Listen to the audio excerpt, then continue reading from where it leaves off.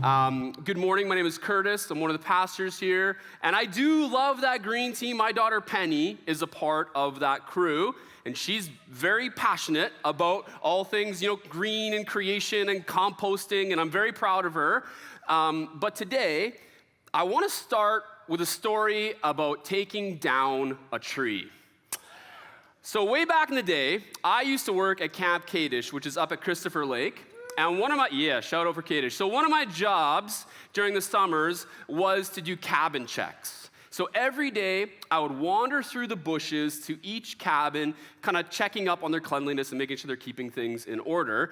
And on one occasion, I remember that I walked past this standing dead tree, and I thought to myself, I bet I could take that tree down.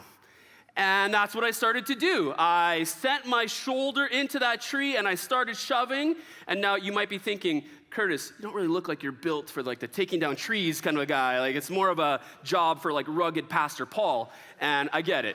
You're right about that. That tree did not come down easily. The little shove, it didn't do it. And so then, I grabbed on with both hands. I started like rocking that tree back and forth. And clearly, a more sensible person would have realized, just go get a chainsaw or probably get somebody else to do this. You've got other things to do. But for some reason, I was determined. And quite honestly, I spent the better part of an hour, working at that tree and shoving and grunting until finally my tree came down. And it did take some explaining when I got back to the chalet, why I was so exhausted and filthy from cabin checks. But I felt victorious either way. Now, I recognize in our day and age, many of you are not happy about stories of taking down trees. I get it. Hug a tree, love a tree, all that kind of good stuff. Capture the carbon. My wife is reading all kinds of books, The Secret Life of Trees. And I'm down. I get it. I'm good for all of that. But sometimes trees are pesky, and they just need to come down. I live in the Broadway neighborhood, and for the most part, we love our trees. They're beautiful. It's one of the best parts of where I live. But some of the trees that sprout up in our neighborhood, especially in the alley, they're not really trees, right? They're like these shoots that pop up all over the place. And if you're not careful, those shoots, they can actually grow pretty fast, and they can do damage to your fence or kind of grow into your downspouts, and they just kind of grow in all kinds of places where they don't belong.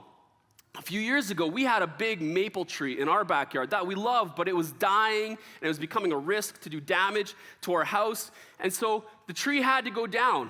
But what happened was, in the years that followed, we kept seeing these shoots that just kept popping out of the ground's remnants of that old dead tree. And sometimes we need to take a tree down, and sometimes it's not easy. Sometimes it's actually really hard. And sometimes when we think we've dealt with it, it can kind of keep re-emerging, and we need to deal with it again and again. I'm going to invite you to just kind of hold on to that image this morning as we continue to explore our deeply formed teaching series. So if you're new here, over the past few weeks, we've been exploring what it means to cultivate an emotionally healthy faith, learning to pay attention to our interior, and inviting God to bring wholeness to our whole being. We've learned the importance of knowing ourselves in order to truly know God. And we talked about what it means to go back into our origin story in order to go forward. And today we're going to talk about finding transformation through adversity. What do we do when it feels like those pesky shoots just keep popping up in our lives? Or maybe more significant, what do we do when we feel like we've got this giant oak tree right in our path? And it feels like there's just no way that thing is coming down. We all know that life consists of navigating hardship. And this is true for everyone, whether or not you're a follower of Jesus. But the question that we want to tend to together is, does following Jesus matter when it comes to hardship? Does it make a difference? Does it offer any hope, any guidance? Should trusting Jesus offer us protection, like a buffer from pain and difficulty? And I want to make sure that we have a wide understanding of hardship in this conversation today, because we know That the challenges of life, they can include heavy things like illness and loss or betrayal, struggles with finances, infertility, or a shattered dream. Those are all real struggles, and they are all part of this conversation. But we can also widen our understanding of challenges to include things like confusion, frustration, discouragement, unfamiliar ideas, anxiousness, or a host of other emotions that we have been exploring throughout this series. And there are many metaphors that we can use to describe these kinds of challenges that we come up against in life, like kind of like hitting a wall, or like feeling like we're going through a desert, or experiencing a dark night of the soul, feeling just like stalled out in life, or like there's just sand in the gears. And we want to cultivate a spirituality that faces into the honest realities of life. And for some, it can be challenging to process the difficulties of life in light of our faith in Jesus. Peter Scazzero puts it this way: some of us hide behind our faith to flee the pain of our lives rather than trust God to transform us through it. We utter platitudes like, in all things, God works for the good. We smile and sing praise songs about our victory in Jesus. We don't curse or get bitter toward God. We keep it together to demonstrate to the weaker members of the body and the watching world that our faith is solid and strong. It can be difficult to understand the hardship of life in light of our Christian faith. It might feel like oil and water in our minds. Some find it very hard to grasp how pain and hardship are congruent with the hope of salvation offered by Jesus. You know, sometimes there are things that are happening in the circumstances of life that do not mesh easily with our spirituality. But other times, there can be like significant dissonance that's like directly connected with our faith. The challenge isn't so much making sense of the circumstances of life. The challenge might be emanating from the very center of our faith. So track with me a little bit on this. One way to understand the Christian journey that is familiar, in language that's familiar to Lakeview, is to imagine like a cycle through our postures. And this is like an oversimplification, but I think it's a helpful way to grasp the ongoing journey of Christian faith. So beginning with backward, we ask new questions about who God is and who we are. And if you grew up in the Christian faith, I'm gonna imagine it's probably hard to identify like a starting point for your journey.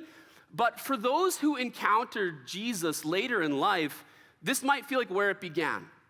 I remember when I was in high school and I was encountering new ideas about who God is. And more surprisingly, in a Christian community, I was actually encountering new ideas about who I am, sorting out what we believe about God and what we believe about ourselves is a fundamental part of our Christian journey. And then from there, we move inward. We start to explore new ways to connect with God. Because see, it's one thing to learn about God. It's another thing to interact with God, to experience God, to develop a relationship with God. And then from there, we journey forward, and we ask new questions about life. We start to discover that God has an imagination for the world, including my life. And it takes some work to actually sort out if God's imagination for my life is in sync with my own imagination for my life. And then we start to move outward, and we discover that we are invited to contribute to the story. We learn that God's imagination for the world involves our participation. We are invited to join God in the renewal of all things. And inevitably, new questions start to emerge. And the Christian life, it's an ongoing cycle. We keep going through this journey, fresh insights about God and ourselves, new ways of experiencing God, new challenges, new opportunities to join in. But it's also possible to look at those areas and to understand that they could also represent a challenge, frustration, angst, discouragement, or even confusion. Because what happens when the story isn't making sense anymore? What happens when we feel like the person we are today is totally different from the person who was convinced of certain ideas before? Or what happens when the old patterns of connecting with God aren't working like they used to? What do we do when creating sacred space to encounter God feels hard or even like elusive? Or what if you're having a hard time sorting out new challenges before you, new questions? What happens when it's difficult to trust God's imagination for your life? Or what if you've lost your desire to work together with God? What if your sense of partnership has dried up? Or maybe you're feeling exhausted because you've been expending so much energy trying to help others, but the lack of impact, it's starting to wear on you. Maybe you relate with one of these metaphors. And maybe it's because of circumstances, things that are happening in your life around you, or maybe it's a reflection of like some weariness in your faith. And maybe you're here this morning and you don't relate with any of this because you find yourself in like a sweet groove where life is good. And you're genuinely in one of those seasons where you're like delighting in your life with Jesus. If that's the case, that's awesome. The last thing I want to do is to make any of you feel like you're doing something wrong if life doesn't feel hard. But hopefully, if you are in that good place, this conversation will help ready you for the inevitable darker seasons that are bound to come your way. We're going to take a look at Psalm 139 for an example of what it can look like to face into the honesty of life. And we're going to have the words on the screen, but I would encourage you to take a look on your own. So if you have a copy of the scriptures, you can open it up to Psalm 139, or if you want to open up the Bible app on your phone, you can do that as well. This is a very familiar passage. Paul read from it earlier, and it speaks to the ways that we are known intimately by God. If you're part of a home church, you maybe spent some time reflecting on this passage this past week. The writer of this psalm captures a foundational reality that we can anchor ourselves to. This is the kind of story that I want to remain tethered to. Starts off by saying, "You have searched me, Lord, and you know me. You know when I sit and when I rise. You perceive my thoughts from afar. You discern my going out and my lying down. You are familiar with all my ways." Jumping to verse 7.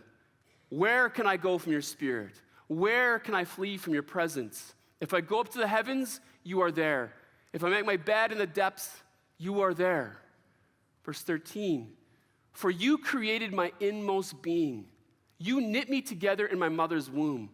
I praise you because I am fearfully and wonderfully made. Your works are wonderful.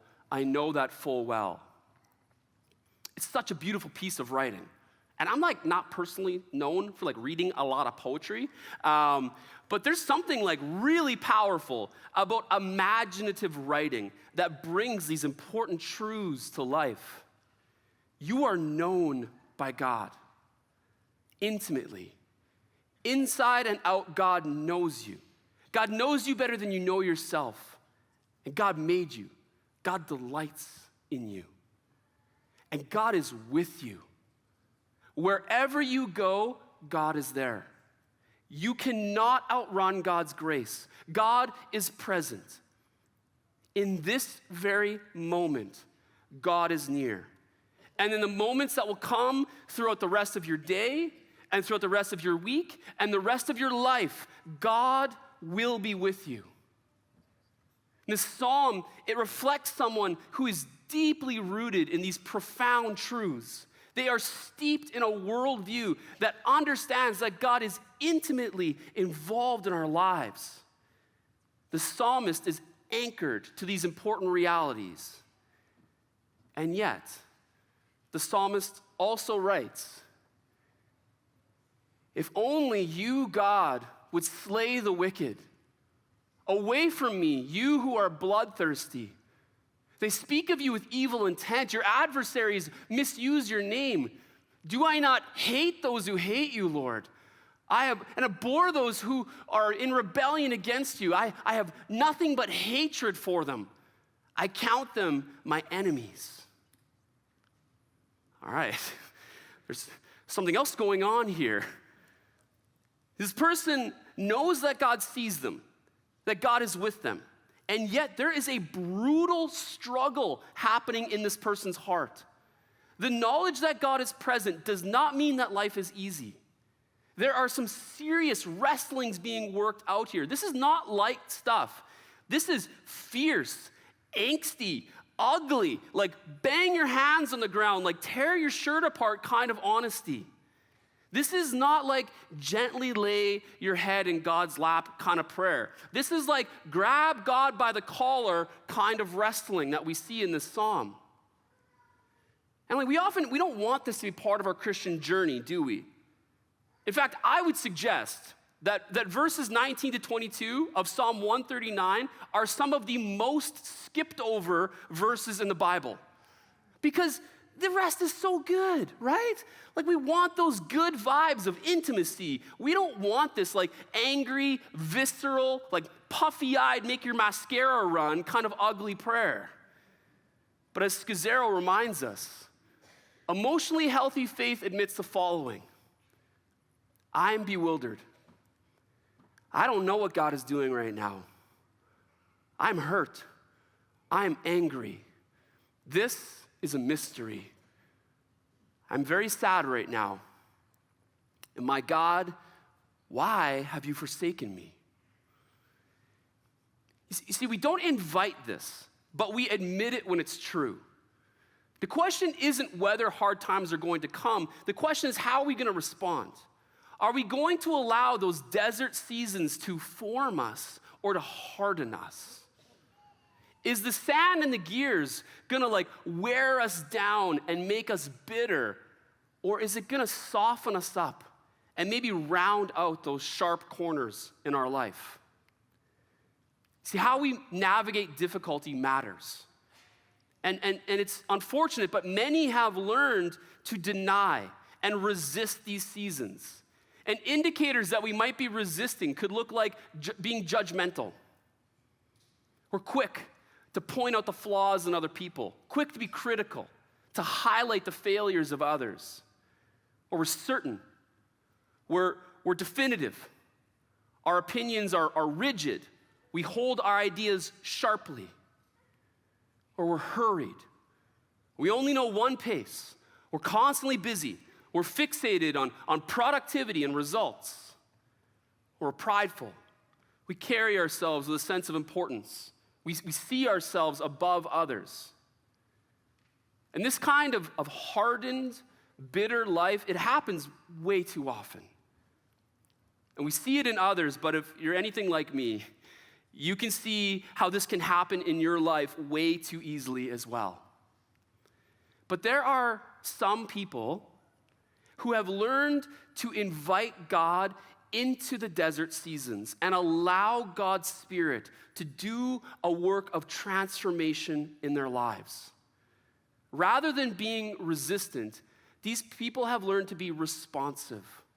They have learned how to invite God into the challenges so that God can do a redemptive work in their life. And you've come across these people. I know it, because we have many in our church community who reveal the kind of life that is possible, the kind of transformation that is possible with this kind of a posture. Instead of becoming judgmental, these folks have cultivated a gentle and gracious spirit. They see the same flaws that others see, but they've come to understand their own frailty, and they approach the weaknesses of others gently and graciously. Rather than certainty, these folks maintain a sense of curiosity towards life. They're just constantly amazed at the wonder of God, and they embrace the mystery of God. It's not that their faith is weak. It's the strength of their faith comes from being flexible rather than rigid. They remain convinced that there's always more to learn about God's grand story. And these folks are not in a hurry. There's a calmness about them. They've understood the value of not rushing past the moment they are in, even if it's hard. They're patient because they have learned that God is faithful. But God works in God's time, not their own. And finally, these folks are humble and repentant because they have come to terms with their own struggles and acknowledge their need for God to continually heal and restore them. This is the kind of life that is possible if we learn to be responsive to challenges rather than resistant. And I think it comes down to our vision of God and our understanding of God's activity in our lives. Do we believe that God is present in our dark nights? Do we trust that God is continually at work in our lives, even in the deserts? Do we have a hope that God can use the sand in our lives to polish us rather than grind us down? The writer of Psalm 139 embodies an openness to the transformational work of God in their life. They're not entrenched in their anger. They have bared their heart before God, and they invite God into their pain. The closing lines of the psalm: "Search me, God, and know my heart. Test me and know my anxious thoughts. See if there's any offensive way in me, and lead me in the way everlasting." Do you remember how the psalm opened from verse 1? "You have searched me, Lord, and you know me." We're right back where we started. The cycle continues. The pain and struggles, they're not barriers for the journey of spiritual formation. They are part of the cycle. The anger and grit and even hatred can be a part of the journey into greater depth and growth if we allow God to speak into those areas of our lives. Because do you see the shift? Test me and know my anxious thoughts. This can also be translated, examine me. Examine all of me. See me, God, for who I truly am. Peer into the darkness of my life. Know me, God. Know my anxiety. Know my doubts. Know my selfishness. Know my lust. Know my anger. Know my bitterness. See if there's any offensive way in me, and then lead me in the way of life. Wherever we find ourselves, we can invite God into that place because we know where God wants to lead us. God does not want to condemn us. God wants to heal us. God wants to renew us. And the Apostle Paul offers a beautiful picture of the kind of life that God is always pulling us towards. By the Spirit, God is always trying to cultivate this kind of life in us.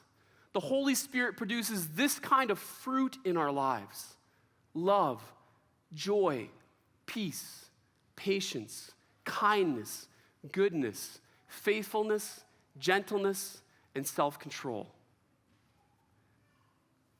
This is the kind of deeply formed life that God is always trying to lead us towards. So while we're real about the challenges, whether they come from those pesky shoots that just keep popping up, or like those daunting tree trunks, we can always keep our eye on the direction that God is trying to take us. And as we learn to be honest with God and invite God into the truth of our whole self, we can invite God to guide us towards the healing work that God longs to do in our lives. And you know what? This is the heart behind the resource that we are offering you as you came in this morning. Many of you grabbed one of these. We've developed this resource as an invitation to assess your whole self and consider rhythms that will lead towards a deeply formed life.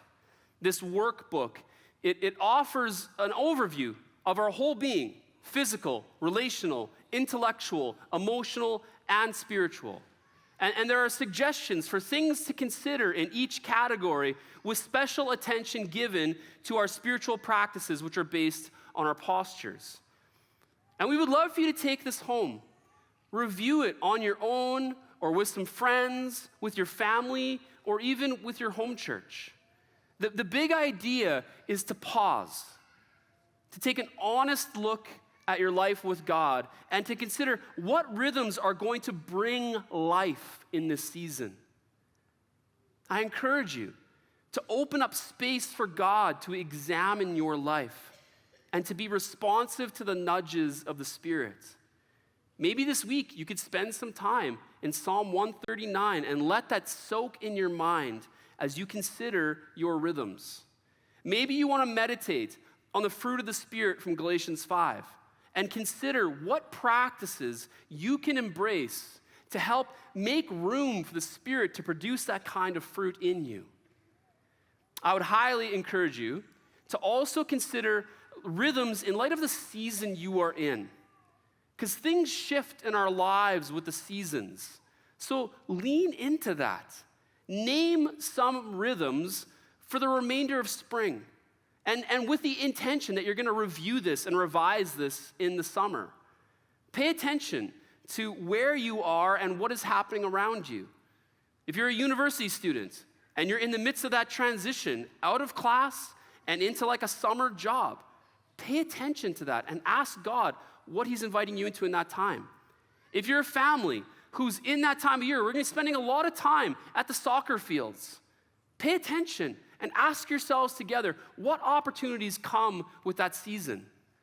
If you're the kind of person who's ramping up for time away at the cabin or spending a lot of time away at camping, don't consider those to be interruptions to your rhythms. Allow those experiences to inform the way you are moving in step with the Spirit this season. And keep in mind, none of this is mandatory. This is an invitation. If it doesn't feel life-giving to you, then don't do it. But I'll encourage you to prayerfully consider how this might assist you as you receive the work of the Spirit in your life in this season. Towards the end of the book, you'll notice if you grab it on your way out, you can flip through. There are some templates, options that you can kind of take the different areas of your life and sketch out ideas and name practices and rhythms. Choose the template that makes the most sense for you or develop your own. You can also find a version of the rhythms of life on our website where you can print out larger papers to work with, or you can even use it on your tablet if you like. And also keep in mind, we have a spiritual practices section of our website where there's a whole host of ideas for practices you can consider in your rhythms for the season. And maybe, as we've been having this conversation, already things are coming to mind for you. And some of those like pesky shoots that have been popping up in your life lately, you're like aware of them. God's bringing them to mind. This might be your nudge from the Spirit to like figure out what it means to like yank those things out of your life. Or maybe you do have something very heavy going on in your life that's like not easily removed. Maybe you've got this like giant pine tree that's just like right in your path. Or you've got this like ugly stump that's just there in your life and you know you need to face it. This is your invitation to welcome God fully into whatever struggles you are facing and to open yourself up to receive the ways of God, to allow God to form something in you and to allow God to lead you further into his ways of life.